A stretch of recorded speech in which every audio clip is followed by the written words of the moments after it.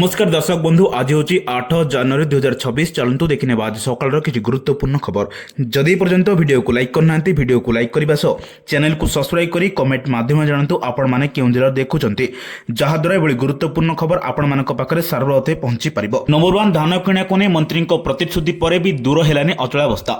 जिद रे अटल rice millers association लिखित प्रतिश्रुति न मिलवा जाए धान उठब ना। गतकाली जोगाण मंत्री आलोचना पर 4 दाबी मध्य किसी दाबी पूरण सरकार कहते किंतु एजाए लिखित प्रतिश्रुति मिलना।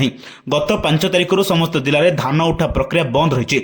सेपटे अन्नदाता पिछा छाड़नी समस्या खरीफ धान किणा आरंभ मंडी अव्यवस्था देखा बेले मिलर्स को आंदोलन कलाहांडी जयपाटना 2 दिन है मंडी उठुनी धान दाबी पूरण न होगा पर्यंत आंदोलन चलिए बोली राज्य मिलर संघ सभापति कहते। जयपाटना ब्लॉक विभिन्न मंडी में हजार हजार क्विंटाल धान पड़ता बेले मिलर्स को आंदोलन जो धान उठाइबा बंद कर दी। नंबर 2 नवोदय विद्यालय जंडिस व्यापीबा घटना आसंता 14 तारिख जाए स्कूल छुट्टी। खोर्धा गुरुजंग स्थित पीएनसी स्कूल जवाहरलाल नवोदय विद्यालय में जंडिस आक्रांत घटना होची। नवोदय विद्यालय अध्यक्ष आसंता 14 तारिख जाए बंद घोषणा करछंती। एपरिक निज पिलांकु नै जिबा लागि अभिभावक निर्देश देइछंती। दिल्ली भोपाल नवोदय टीम अधिकारी तदंत चली। गत किछि दिन धरी खोर्धा जवाहरलाल नवोदय विद्यालय जंडिस रोग को नहीं आतंक खेली जाइए। विद्यालय प्राय 50 अधिक छात्र जंडिस आक्रांत होती। यह घटना सामना आसिया पर जनस्वास्थ्य विभाग 3 जणिया टीम विद्यालय ग्रस्त कर शीत मध्याह्न पर उचित पदक्षेप नि। नंबर 3 एप्रिल ओडिशा आरंभ हो प्रथम पर्याय जनगणना। ओडिशा जनगणना कार्य निर्देशक निखिल पवन कल्याण अनुଯାयी जनगणना कार्य 2टी पर्यायर करा। प्रथम पर्याय एप्रिल होगाकू बेले द्वितीय पर्याय फेब्रुआरी 2027 आरंभ होबार योजना रही। प्रथम पर्यायर कर्तृपक्ष द्वारा घर गणना कार्य कार्य में घर चिन्हट करने और परिवार संपत्ति विषय बरणी संग्रह कर फेब्रुआरी 2027 आरंभ होता द्वितीय पर्यायर व्यक्तिगत जनसंख्या बरणी रेकर्ड करने घर घर बुली जनगणना कार्य कर। नंबर 4 चारिआडे बढ़ी चली वायु प्रदूषण जार मुकाबला करने सबुठू राज्य सरकार सजग हो जाती। राजधानी भुवनेश्वर एवं कटक वायु प्रदूषण कटकणा जारी कर आसंता 7 दिन निर्माण कार्य उपर रोक लगे। सफेई समय पानी सिंचन करने को निर्देश दी जाएगी। सहर अलिया जाड़ा कटकणा लागू होती। जदि कौन व्यक्ति वर्ज्य जालते ताहले 5000 टंका फाइन कर।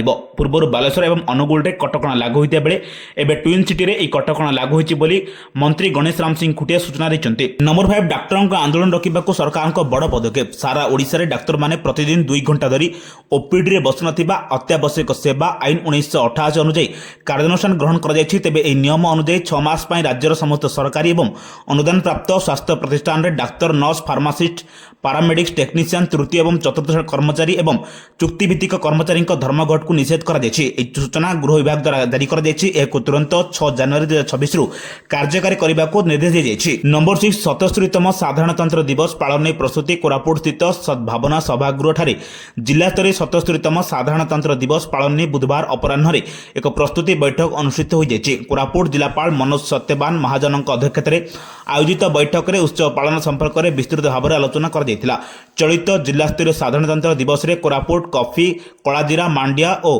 कोटपड़ार मिरीगानी शाढ़ी नहीं स्वतंत्र प्रज्ञापन मेढ़ प्रदर्शन और स्वाधीनता संग्रामी एक फोटो प्रदर्शनी मुख्य आकर्षण हो प्रस्तुति बैठक निष्पत्ति होती।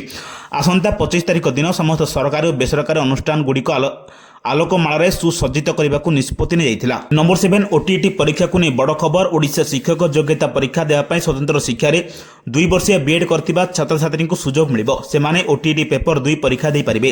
एने विद्यालय और गणशिक्षा विभाग पक्षर सामाजिक गणमाध्यम एक्सेस सूचना दी जायछि। पूर्व केवल स्वतंत्र शिक्षा वर्षिकिया बीएड करथिबा पिलांको परीक्षा देवाई सुजोग मिलुतिला। ए परिवर्तन फल 3000 रु अधिक छात्र छात्री उपकृत हेबा बोली दिव्यांगक पाई कार्यरत ओडिशा स्पेशल एजुकेशन फेडरेशन संपादक आयुष चौधरी कहते। नंबर 8 गोदावरी मिश्र आदर्श प्राथमिक विद्यालय योजनार शुभारंभ।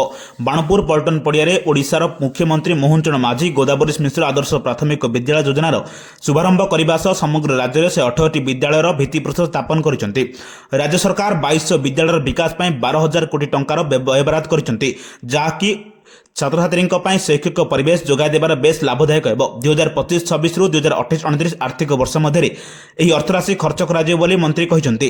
बाणपुर माटीर गर्व और गौरव ओडिशार प्रथम शिक्षा मंत्री पंडित गोदावरी मिश्र नाम नामित योजना पाइक विद्रोह ଏନ୍ତୁଡ଼ିଶାଳ ବାଣପୁର ମାଟିରୁ ଶୁଭାରମ୍ଭ ହେବା ପାଇଁ ଏହି ମାଟି ପାଇଁ ଐତିହାସିକ ଦିନ ବୋଲି ଆଇନ ମନ୍ତ୍ରୀ ପୃଥ୍ୱୀରାଜ ହରିଚନ୍ଦନ କହିଥିଲେ। ନମ୍ବର 9 ଜି ଉଦୟଗିରିରେ ପ୍ରବଳ ଶୀତ ହାଡ଼ଭଙ୍ଗା ଶୀତରେ ଥରୁଛି କନ୍ଧମାଳ ଜିଲ୍ଲା ଜି ଉଦୟଗିରି। ବୁଧବାର ସହରର ତାପମାତ୍ରା 3 ଡିଗ୍ରୀ ରହିଛି।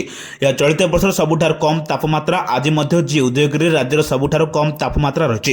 ପ୍ରବଳ ଶୀତ ସାଙ୍ଗକୁ ଘନ କୁହୁଡ଼ି ଯୋଗୁଁ ଲୋକେ ଘରୁ ବାହାରିବାକୁ କଷ୍ଟକର ହୋଇପଡ଼ୁଛି। ଏଣେ ଶୀତର ମଜା ନେବା ପାଇଁ ପର୍ଯ୍ୟଟକମାନଙ୍କ ସଂଖ୍ୟା ବୃଦ୍ଧି ପାଇଛି। ବିଶେଷ କରି କାଲିକାଡୋ ହିଲଟପ୍ ଝୋପଡ଼ିଙ୍କ ପାଇଁ ବେଶ୍ ଆକର୍ଷଣୀୟ ହୋଇଛି। କଫି ବଗିଚାରେ ମଜା ନେଉଛନ୍ତି ପର୍ଯ୍ୟଟକ। ପ୍ରବଳ ଶୀତକୁ ଦୃଷ୍ଟିରେ ରଖି ଆସନ୍ତା ଫେବୃଆରୀ 3 ଠାରୁ 7 ପର୍ଯ୍ୟନ୍ତ ହେବାକୁ ଥିବା ଶୀତ ମହୋତ୍ସବ ପାଇଁ ଘନ ଘନ ବୈଠକ ବସୁଛି। ଅନ୍ୟପଟେ ଘନ କୁହୁଡ଼ି ଯୋଗୁଁ ଘାଟି ରାସ୍ତାମାନଙ୍କରେ ଯାନବାହନ ଚଳାଚଳ ବାଧାପ୍ରାପ୍ତ ହେଉଛି। ନମ୍ବର 10 ହରିୟାଣାରେ ଗଡ଼ିବ ଦେଶର ପ୍ରଥମ ହାଇଡ୍ରୋଜେନ୍ ଟ୍ରେନ୍। ଦେଶରେ ପ୍ରଥମ ଉଦ୍ଯାନ ଚାଳିତ ଟ୍ରେନ୍ ହରିୟାଣାରେ ଧାଇଁବ। ନର୍ଦର୍ନ ରେଲୱେ ପକ୍ଷରୁ ଚଳାଚଳ କରିବାକୁ ଥିବା ଏହି ଟ୍ରେନ୍କୁ ପ୍ରଧାନମନ୍ତ୍ରୀ ନରେନ୍ଦ୍ର ମୋଦି ଚଳିତ ମାସରେ ଉଦ୍ଘାଟନ କରିବେ। ଏହି ପ୍ରକଳ୍ପ ଜିନ୍ ସୋନିପତ ରୁଟ୍ରୁ ଚଳାଚଳ କରିବ, ଯାହାକି ବର୍ତ୍ତମାନ ପ୍ରସ୍ତୁତିରେ ଚୂଡ଼ାନ୍ତ ପର୍ଯ୍ୟାୟରେ ରହିଛି ବୋଲି ଅଧିକାରୀମାନେ ସୂଚନା ଦେଇଛନ୍ତି। ଜିନ୍ସ୍ଥିତ ହାଇଡ୍ରୋଜେନ୍ ଉତ୍ପାଦନ କେନ୍ଦ୍ରରେ ଏକ ସ୍ଥିର ତଥା ନିରନ୍ତର 11 କେଭି ବିଦ୍ୟୁତ୍ ଯୋଗାଣ ବ୍ୟବସ୍ଥା କରାଯାଇଛି। ଏଥିରେ ଉକ୍ତ ଟ୍ରେନ୍କୁ ଇନ୍ଧନ ଯୋଗାଇ ଦିଆଯିବ। ହରିୟାଣା ମୁଖ୍ୟ ଶାସନ ସଚିବ ଅନୁରାଗ ରୋସ୍ତଗୀ ଦକ୍ଷିଣ ହରିୟାଣା ବିଜୁଳି ବିତରଣ ନିଗମ ଅଧିକାରୀମାନଙ୍କ ସହ ଏକ ହାଇବ୍ରିଡ୍ ବୈଠକରେ ଏହି ପ୍ରକଳ୍ପର ଶକ୍ତି ବନ୍ଦୋବସ୍ତ ଉପରେ ସମୀକ୍ଷା କରିଛନ୍ତି। ନମ୍ବର 11 ମିଲର୍ସଙ୍କ ଦାବି ମାନିଲେ ସରକାର। ଯୋଗାଣ ମନ୍ତ୍ରୀ କୃଷ୍ଣଚନ୍ଦ୍ର ପାତ୍ର କହିଛନ୍ତି, ଆଜିଠି ସ୍ୱାଭାବିକ ହେଲା ଧାନ କିଣା। ମିଲର୍ସଙ୍କ କିଛି ଦାବିକୁ ମାନିଛନ୍ତି ସରକାର। 11 ଜିଲ୍ଲାରେ 3.15 ଲକ୍ଷରୁ ଚାଷୀଙ୍କଠୁ ଧାନ ସଂଗ୍ରହ ହୋଇଛି। 19 ଜିଲ୍ଲାରେ 3,15,000 ଚାଷୀଙ୍କଠୁ ଧାନ ସଂଗ୍ରହ ହୋଇଥିବା ବେଳେ 13,59,964 ମେଟ୍ରିକ୍ ଟନ୍ ଧାନ ମିଲର୍ସ ଉଠାଇଛନ୍ତି। ଚାଷୀଙ୍କୁ 891 କୋଟି 58 ଲକ୍ଷ ଟଙ୍କାର ଇନପୁଟ୍ ଆସିଷ୍ଟାନ୍ସ ଦିଆଯାଇଛି। ମଙ୍ଗଳବାର ମିଲର୍ସଙ୍କ ସହ ଆଲୋଚନା କରିଥିଲେ ଯୋଗାଣ ମନ୍ତ୍ରୀ। ନମ୍ବର 12 ଓଡ଼ିଶାରେ ଗାଡ଼ି ଚାଳକମାନଙ୍କ ପାଇଁ କଡ଼ା ଚେତାବନୀ। ପିୟୁସିକୁ ନେଇ ରାଜ୍ୟ ପରିବହନ ବିଭାଗ ଏସ୍ଟିଏ ପକ୍ଷରୁ ଯାଞ୍ଚ ପ୍ରକ୍ରିୟାକୁ ଜୋରଦାର କରାଯାଇଛି। ଏବେ ପୋଲିସ ଗାଡ଼ିକୁ ରାସ୍ତାରେ ନ ଅଟକାଇଲେ ମଧ୍ୟ ଆପଣଙ୍କ ପାଖକୁ ଆସିବ ନୋଟିସ୍। ବୈଧ ପିୟୁସି ନଥିଲେ 10,000 ଟଙ୍କା ଜରିମାନା ଦେବାକୁ ପଡ଼ିବ। ଭାରତୀୟ ମୋଟର ଯାନ ଆଇନ ଅନୁଯାୟୀ ପ୍ରତ୍ୟେକ ଗାଡ଼ି ପାଇଁ ପିୟୁସି ପ୍ରମାଣପତ୍ର ରହିବା ବାଧ୍ୟତାମୂଳକ।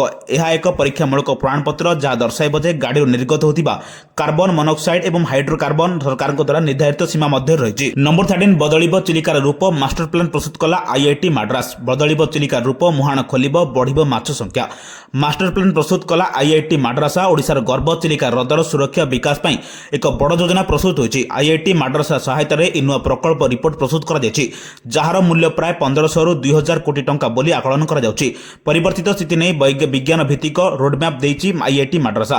କେନ୍ଦ୍ର ଓ ରାଜ୍ୟ ସରକାରଙ୍କ ମିଳିତ ଉଦ୍ୟମରେ ଚିଲିକାର ପୁନରୁଦ୍ଧାର କରାଯିବ। ଦୟା ଓ ଭାର୍ଗବୀ ପରି ନଦୀଗୁଡ଼ିକ ଚିଲିକାରେ ବାର୍ଷିକ ପ୍ରାୟ 8 ଲକ୍ଷ ଟନ୍ ପଟୁମାଟି ଜମା କରିଛନ୍ତି। ଆଇଆଇଟି ମାଡ୍ରାସାର ଓସିଅନ୍ ଇଞ୍ଜିନିୟରିଂ ବିଭାଗ ଏକ ସ୍ୱତନ୍ତ୍ର ମଡେଲ ପ୍ରସ୍ତୁତ କରିଛି, ଯାହାଦ୍ୱାରା ହ୍ରଦର ପରିବେଶକୁ କ୍ଷତି ନ ପହଞ୍ଚାଇବା ପଟୁ ସଫା କରାଯାଇପାରିବ। ନମ୍ବର 14 ବଦଳିବ ଭୁବନେଶ୍ୱର ପୁରୀ ଏନ୍ଏଚ୍ ରାସ୍ତା। ହେବ 6 ବା 8 ଲେନ୍ ରୋଡ୍। କେନ୍ଦ୍ର ପରିବହନ ମନ୍ତ୍ରାଳୟ ମିଳିଛି ମଞ୍ଜୁରୀ। ମୁଖ୍ୟମନ୍ତ୍ରୀ ମୋହନ ଚରଣ ମାଝୀ ଏନେଇ କେନ୍ଦ୍ର ପରିବହନ ମନ୍ତ୍ରୀଙ୍କୁ ଚିଠି ଲେଖିଥିଲେ। ତେବେ ଏହା ମଞ୍ଜୁର ହେବା ପରେ ଡିପିଆର୍ ପ୍ରସ୍ତୁତ କାମ ଆରମ୍ଭ ହୋଇଛି। 6 ମାସରେ ଡିପିଆର୍ ସରିବ, ତାପରେ ଟେଣ୍ଡର ଡକାଯିବ। ଟେଣ୍ଡର ଡକା ହେବାର 1.5 ବର୍ଷ ମଧ୍ୟରେ କାମ ସରିବ ବୋଲି ସୂଚନା ଦେଇଛନ୍ତି ଏନ୍ଏଚ୍ଆଇ କର୍ତ୍ତୃପକ୍ଷ। ଏ ଲେନ୍କୁ ଆକ୍ସେସ୍ କଣ୍ଟ୍ରୋଲ ଲେନ୍ କରାଯିବ। ମନ ଇଚ୍ଛା ଆଉ ଲୋକେ ଏନ୍ଏଚ୍କୁ ପ୍ରବେଶ କରିପାରିବେ ନାହିଁ। ପ୍ରବେଶ ପାଇଁ 4ରୁ 5ଟି ସ୍ଥାନ ରହିବ। ନମ୍ବର 15 ଭୁବନେଶ୍ୱର ଓ ଆଖପାଖ ଅଞ୍ଚଳ ପାଇଁ ପାନୀୟ ଜଳ ଯୋଜନାର ସମୀକ୍ଷା। ଭବିଷ୍ୟତରେ ସହରାଞ୍ଚଳ ଚାହିଦା ପୂରଣ ପାଇଁ ପ୍ରକଳ୍ପଗୁଡ଼ିକୁ ତୈନାତ କରିବାକୁ ୱାର୍କଆଉଟ୍ ନିର୍ଦ୍ଦେଶ ଦେଇଛି। ଗୃହ ନିର୍ମାଣ ଓ ନଗର ଉନ୍ନୟନ ବିଭାଗ ପ୍ରମୁଖ ସଚିବ ଉଷା ପାଢ଼ୀ ଭୁବନେଶ୍ୱର ଏବଂ ଆଖପାଖ ଅଞ୍ଚଳ ପାଇଁ ଦ୍ୱାରା ପ୍ରସ୍ତୁତ ପାନୀୟ ଜଳ ସୁରକ୍ଷା ଯୋଜନାର ସମୀକ୍ଷା କରିଛନ୍ତି। ବୈଠକରେ ଅତିରିକ୍ତ ସଚିବ ଶୁଭାନନ୍ଦ ମହାପାତ୍ର, ୱାଟକୋ ଏମ୍ଡି ଦେବବ୍ରତ ମହାନ୍ତି ଓ ଅନ୍ୟ ସମ୍ପୃକ୍ତ ଅଧିକାରୀମାନେ ଉପସ୍ଥିତ ଥିଲେ। ସମୀକ୍ଷା ସମୟରେ ନଗର ଉନ୍ନୟନ ବିଭାଗ ସଚିବ ଭୁବନେଶ୍ୱର ଦ୍ରୁତ ଗତିରେ ବୃଦ୍ଧି ପାଉଥିବା ଜନସଂଖ୍ୟା ଏବଂ ଭବିଷ୍ୟତର ସହରାଞ୍ଚଳ ସମ୍ପ୍ରସାରଣକୁ ଦୃଷ୍ଟିରେ ରଖି ଚାଲୁଥିବା ଏବଂ ପ୍ରସ୍ତାବିତ ସମସ୍ତ ଜଳ ଯୋଗାଣ ପ୍ରକଳ୍ପକୁ ପ୍ରାଥମିକତା ଦେବା ସହ ନିର୍ଦ୍ଧାରିତ ସମୟସୀମା ମଧ୍ୟରେ ସମ୍ପୂର୍ଣ୍ଣ କରିବାକୁ ୱାଟକୋକୁ ନିର୍ଦ୍ଦେଶ ଦେଇଛନ୍ତି। ଏହିଭଳି ଗୁରୁତ୍ୱପୂର୍ଣ୍ଣ ଖବର ପାଇବା ପାଇଁ ଆମ ଚ୍ୟାନେଲ ସହ ଯୋଡ଼ି ରୁହନ୍ତୁ। ଯଦି ପର୍ଯ୍ୟନ୍ତ ଭିଡ଼ିଓକୁ ଲାଇକ୍ କରିନାହାନ୍ତି, ଭିଡ଼ିଓକୁ ଲାଇକ୍ କରିବା ସହ ଚ୍ୟାନେଲକୁ ସବସ୍କ୍ରାଇବ୍ କରି କମେଣ୍ଟ ମାଧ୍ୟମରେ ଜାଣନ୍ତୁ ଆପଣମାନେ କେଉଁ ଜିଲ୍ଲାରୁ ଦେଖୁଛନ୍ତି, ଯାହାଦ୍ୱାରା ଏଭଳି ଗୁରୁତ୍ୱପୂର୍ଣ୍ଣ ଖବର ଆପଣମାନଙ୍କ ପାଖରେ ସର୍ବପ୍ରଥମେ ପହଞ୍ଚି ପାରିବ। ବ୍ୟୁରୋ ରିପୋର୍ଟ, ସାବଧାନ ଓଡ଼ିଶା।